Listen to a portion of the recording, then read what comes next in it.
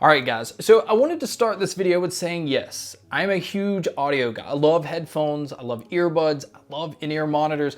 Like, just being able to listen to music in all kind of ways is just fun to do. But I'm also not one of those that believes you have to have the most expensive, the biggest name brands and all of that to be able to have those type of experiences. Because yes, I'm a Sennheiser fan.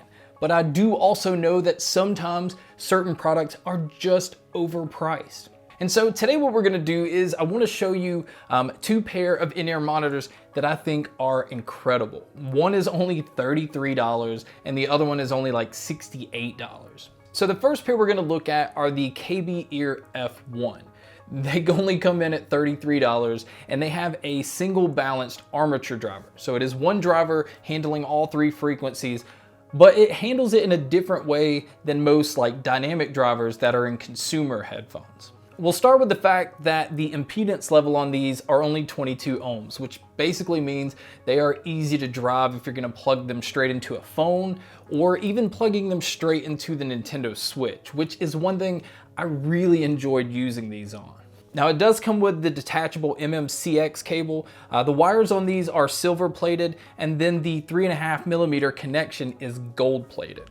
Now the design of these are definitely unique. They have like an L-shaped design, which really it just looks like a Tetris block. And what that's doing is it's allowing it to go deeper into your ear canal, which is doing a really good job of blocking out outside sounds because obviously the deeper that the earbuds are able to go, the more noise it's gonna block out. It does come with several different silicone ear tips so that you're able to find a good fit, and that right there is the most important thing with these. All right, so now we can just go ahead and jump into the sound. The first thing that I really need to point out is if you're a bass head, you won't like these right away. And actually you might not even like them at all because the bass that these have are so much different than the bass that's in most consumer type headphones. The bass on these are tight and punchy, but it doesn't have that like impact. It doesn't have that resonating feel like you get if you have a car system where bass is hitting, but it allows that kind of vibration and that shake, which is really giving you the feeling of bass. The bass on these just has presence, but it's just tight and impactful. It's like, it's done, just like that. That's allowing these to have a lot more focus on the mids and the highs, which they do. This is one of those very, very detailed type monitors, which is again why I said using them for the Nintendo Switch is perfect. Because for gaming, you can easily tell where things are coming from. If something's happening on the left or right side, you will know, but you will also know if it's happening on the left side and it's 50 feet away. So sound imaging with being able to hear details make these fantastic. And the fact that they're $33 is still kind of hard to believe.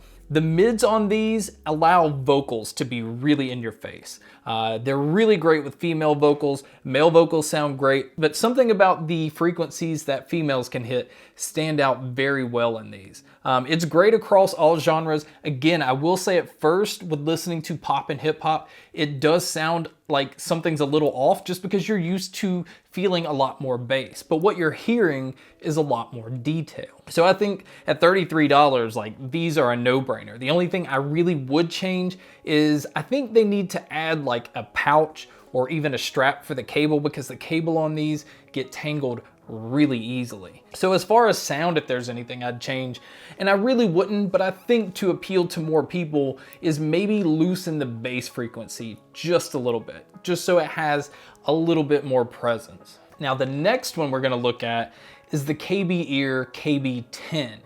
And these have 10 balanced armature drivers total. There's 5 in each ear. You have one that's handling the low frequencies, you have 2 that are handling the mids, and then 2 that are handling the high frequencies. So again, the focus is still on the clarity with the mids and the highs, but this time with there being a separate driver just for the bass, it's allowing it to have a lot more presence than the F1s. So the impedance level on these are only 15 ohms. Again, easy to drive out of anything you could plug them into. Even the PlayStation controllers, which usually have a hard time driving and getting volume, these have no issue with that at all. The outside of these are gorgeous. They're a stainless steel. They are going to pick up fingerprints, so you're going to always have that on there unless you want to be one that cleans them all the time. But they do come in two different colors for the bottom side. They have them available in blue or in black. Now the ones that I have are blue, and I love the look of them. I like that it's clear, and then you can see the drivers and everything inside of these. Now the cable on here is a copperish, kind of like the chain link material that's kind of intertwined within each other. But the big difference between these and the other ones are these have the ear hooks. So it actually does look a lot like your normal in-ear monitors. Now I will say that these have a little more weight than most monitors, and I don't know if it's the stainless steel, I don't know if it's just like the thicker body design on these. So if you are somebody that likes to run and work out and do other things with monitors or earbuds, I didn't have any issue with it, but it is something to know that these may have an issue staying in your ear. Now, just like before, the sound signature of these, like I said, are still mainly focused on clarity and detail. But what they allowed these to do is for the bass to just run with it and have a little bit more presence. So again, the bass is tight and punchy, but these have more impact. They have that little bit more of a resonating feel, which gives it a more natural sound, and it gives it more closer to a consumer sound. But again, the clarity on these are fantastic. Vocals sound great. These are actually pretty bright with the treble. I mean, almost to the point of being ear fatiguing, but really the huge advantage with both of these, honestly, is they handle EQing perfectly. So if you feel like the treble is too bright, you can tone it down and it responds easily.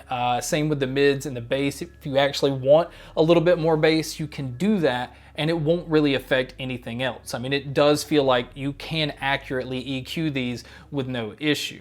Mids are fantastic, vocals sound great, the treble is nice and crisp. I would say both of these are great buys. I think the F1s at $33 is kind of like a no-brainer, but I think the KB10 is more of a steal. It's more of a well-rounded overall type in-ear monitor, and I think you're getting more for your money. Again, they didn't throw a pouch or even a strap to hold the cable together, so that I wish they would have done. And maybe I would say it would be nice if these were just slightly lighter, just in case you are somebody that likes to use these type of earbuds while working out. But overall, they both come with my highest recommendation, simply because they are like audiophile type monitors, but on a budget. Like, you don't have to go and spend a ton of money. Actually, both of them look great, other than the L shape kind of looks a little weird. Just because it has its own unique look. So guys, that's my video on both the KB Ear F1 and the KB10. Both are great for their price. Both are really punching way above their weight. But thank you guys so much for checking out this video. Thank you so much for checking out all the other videos. And as always, guys, make sure to stay tuned for more.